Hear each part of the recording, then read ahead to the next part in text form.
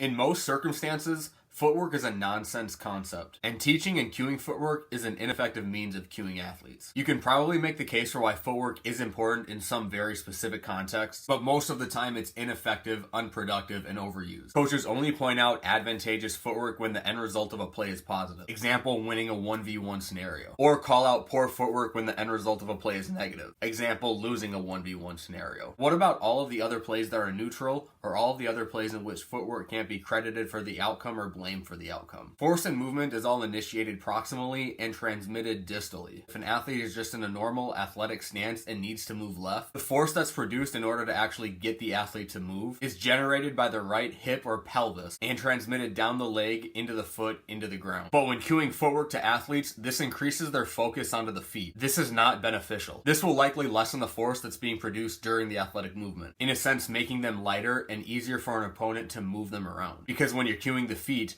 there may be limb movement absent of center of mass movement. Or they might just be raising their center of mass, because in order to move a limb, force must be generated somehow and somewhere. So the opposite limb may just pop up their center of mass. Athletes have an innate way of executing a movement, and much of it is determined by the environment. Practicing footwork and cueing the feet obstructs the athlete's innate neural pathway that controls the movement. When you get into the heat of the moment in sports with a lot of moving parts and stimuli, footwork is not even something that can be thought about. And if you are thinking about footwork in a highly competitive sequence, it's more than likely going to slow you down. Hopefully what I said in this video makes sense. If it doesn't, leave a comment, let me know, and I'll try to explain a little bit better. But that's all I got for this video. Please hit like, subscribe, and I'll see you next time.